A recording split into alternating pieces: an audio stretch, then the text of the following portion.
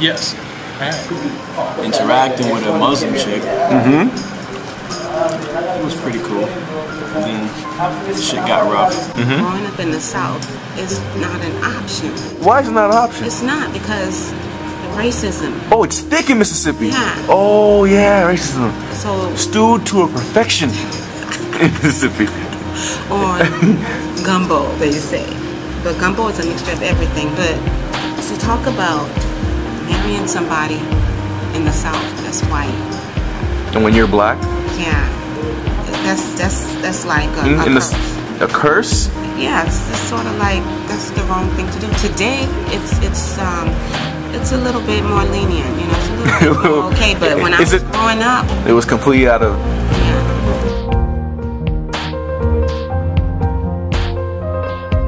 Maybe half and half, because if you live in the outskirts of Hattiesburg, Mississippi, it's just a retirement city. There's nothing to do there. It's only parks, restaurants, and stores. So if you want to do something, you go to Atlanta or New Orleans. But everybody who lives there either come there interracially married, or they take their chances. Like the guy who got lynched in 2000, and he dated a white girl, and he was found dead hanging in a tree by his belt. So 2000 is pretty recent.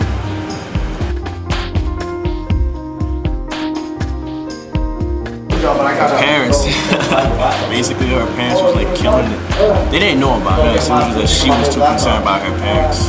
About her parents never find out. But when her parents want her to be with a Muslim guy, Muslim, so you know. My mother and my grandmother looked around at one point and they said, because my mom had breast cancer, and there was this little black girl was working the reception desk and my grandmother would come to me and say, "Baby, I got a perfect girl for you." Knowing you have a girlfriend. Knowing I have a girl. You need to come and check this woman out. She's beautiful, she's smart, she's studying this, and she works over blah, blah, blah. She loves your mom, and I like her already. I said, Nana, you're missing what I'm doing over here. She said, I know, but I want you to talk to her. I said, okay, Nana. We'll do this. We just won't do this right now. Okay. You know? So she laid off a little bit, and then that was fine. And then my mother, she wasn't really worried about it out of the way. She just kind of took it like, you do what you want to do. Mm-hmm. Does she make you happy? Yes. Okay. So only time it ever got to become a conflict, and I'm talking between me and the person, was when she tried to get too in deep as to who I was as an African American man. Have you ever dated anyone else besides the Spanish girl and the Muslim girl outside your race? White girls. What did the parents do to make you feel like it's not cool for you to be dating them? It was like, at first it was cool because I didn't go out with their daughter or whatnot, but then it was like once they found out, it was just trying to like mess things up, telling her lies and then telling me lies. What kind of lies? Like, oh, she's cheating on me. Oh, he's cheating on me. Oh, she's talking to somebody else. She's doing this. She's doing that. I'm doing this. I'm doing that. So I was like, you know what? While you're at their house, or they're coming to you outside of their house? I'm at her house, and then they would just like call her phone, tell her I'm doing something. But if I'm at her house, they'd be like, oh, when she's like in the bathroom or something, they'd be like, oh yeah, she's doing this. She's doing that. You better watch out. You know. So I was like, you know, but I can't tell.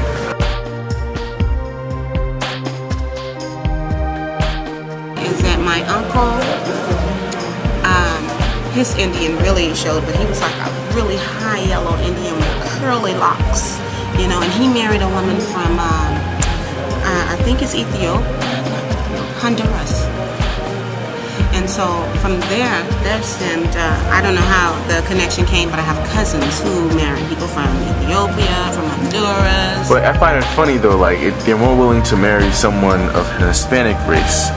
But when it comes to someone of the white race, it's pretty much off limits. Now, not for my relatives that's in California.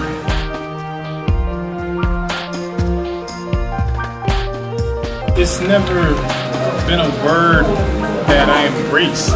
Mm-hmm. You know what I'm saying? Yeah. Like, I guess I was kind of shaky like that. Like, when I talk to my friends, could use it in conversation. It was kind of like when I was with her, it was the equivalent of using it at home.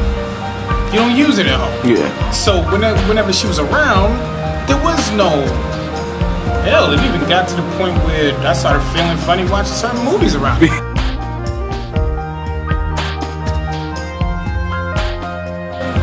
My family's Jamaican. Mm-hmm. So, I guess honestly, I wouldn't, that half of me, the white girl wouldn't. I wouldn't even bother to like introduce her to them. Like, Do you introduce her to your family or introduce her to your culture? Shit, maybe even both.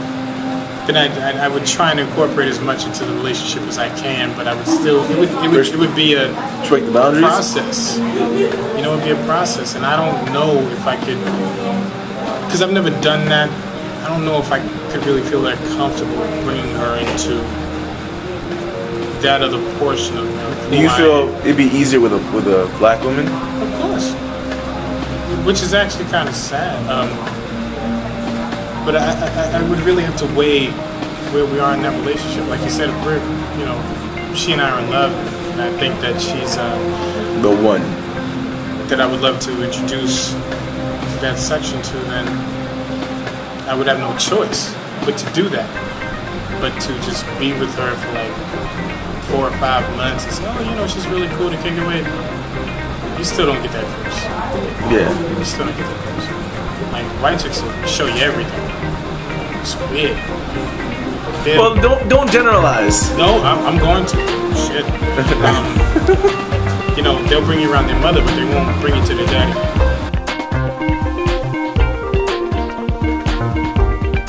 When I see them, first response, I see color. It doesn't really matter to me. It's just, how can I say this? Usually I be seeing like ugly white guys with good-looking black girls.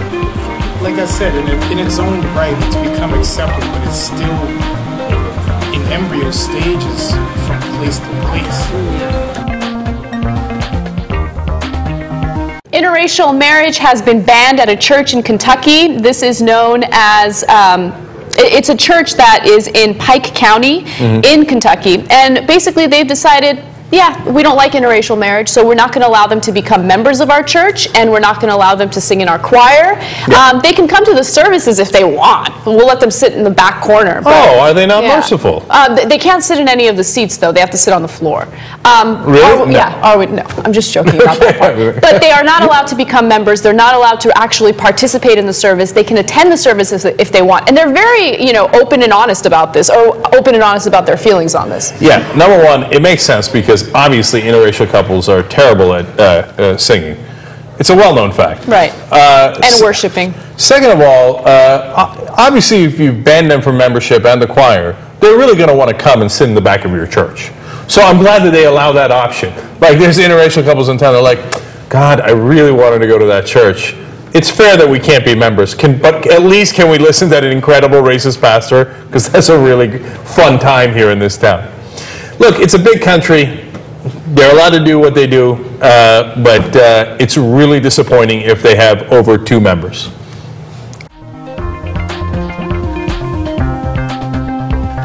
I think that's wrong. That's wrong? Because again, love is blind. I don't think love has colors. It's a preference of the individual. But when love shows up, it's like a TKO. You're knocked out. So, at that point, you kind of go with the flow. And if you know what love looks like, smells like, tastes like, then you know it's in your face. Because otherwise, you don't want to let it pass you. So,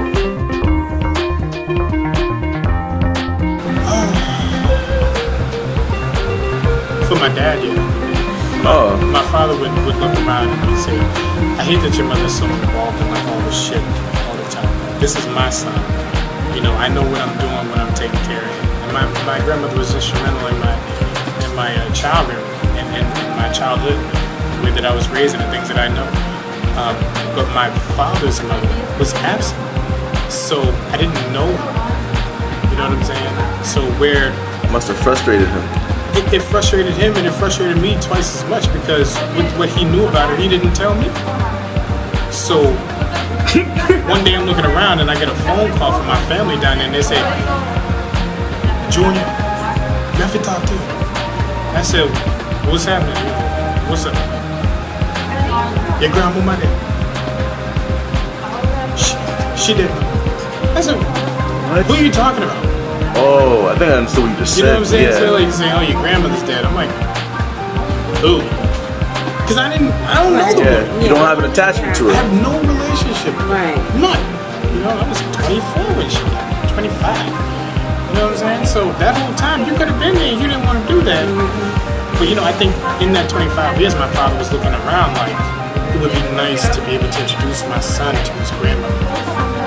You know? But I had my grandfather. I had him for 13 years. So, you know, my dad was really happy with that, because that's who my father knew anyway. But then I look around now and I can honestly say that my father held some resentment, because his wife's mother was alive. And my mother held some resentment because her husband's father was alive. I noticed that when you have 99 people over here, and you got 12 over here, it's not to say you're going to love the 99 more than you love the 12, but you'll definitely recognize the 99 before you recognize the 12. You know what I'm saying? The 12 could be super important, and you look around the 99 and then go, I ain't rocking with y'all. It could be that. But you know, if you have enough people in your corner, you're just going to identify with that. You know, it's human nature.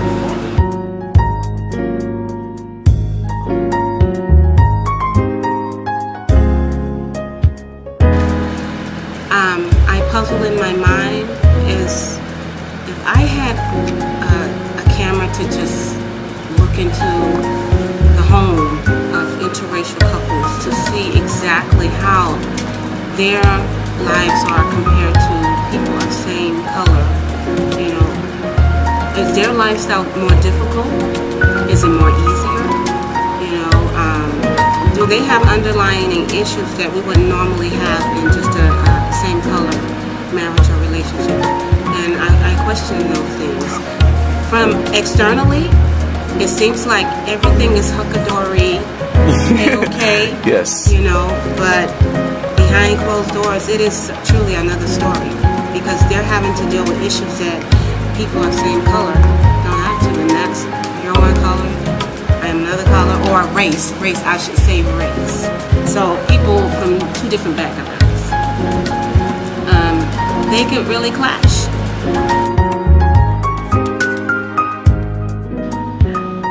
I think to answer your other question, I'm just going to tell how my husband and I met, because yeah, that's what I'm gonna do. In September of 2006, I was just finishing up one of my dance classes at the music building in my school, and I was walking to the bus stop when I noticed this really, really cute Asian boy at the crosswalk at the same time as me. We were both pressing the buttons to go opposite directions, and he looked over at me and I looked over at him, and he smiled at me, and I just thought, oh, he's so cute, I have to say something to him.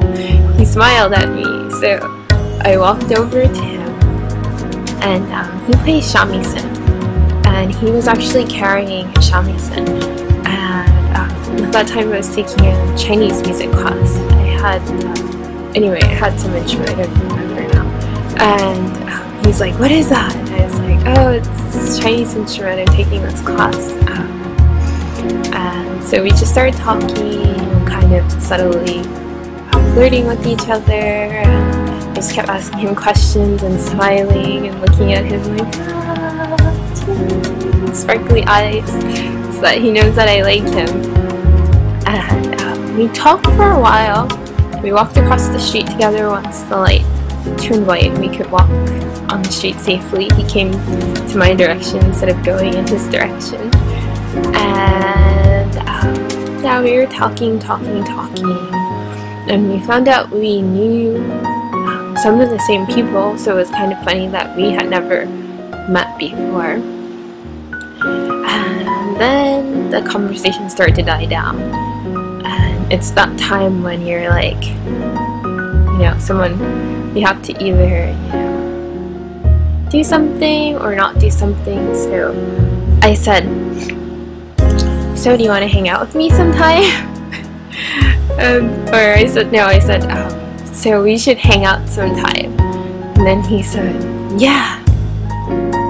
And then after that, it was like dead silence. You can hear the crickets in the background, like, and I was like, oh my gosh, like, that was a total fail. Because that's the time. But he should have been like, yeah, what's your number? And I'd have been like, me. But then it was just quiet and awkward. So then I was like, oh, he's so cute. I can't just give up now. So I said, so do you want my number or what? And then he said, yes. So then, yeah, he got my number and I got his. And I put in his name and I was like, I hope I'm spelling it properly. And yeah, so actually he called me the next day, which was a good move. I didn't have to call him. So it showed me that he was really interested, and it wasn't just like a one-sided thing. So that was really, really a nice thing. He called me several times, and then we finally went out about a week later. And we've been together ever since. And that's how we met. So kind of, I approached him. So I was definitely open from the beginning, and so was he. I mean, after we talked about it, he told me that he saw me leaving my classroom, actually, and he kind of followed me to the crosswalks. He's kind of a stalker, but he was too shy to actually talk to me. So that was something interesting that I learned afterwards. So I was open, he was open. It just worked out really, really nicely for both of us, and it was like love at first sight. So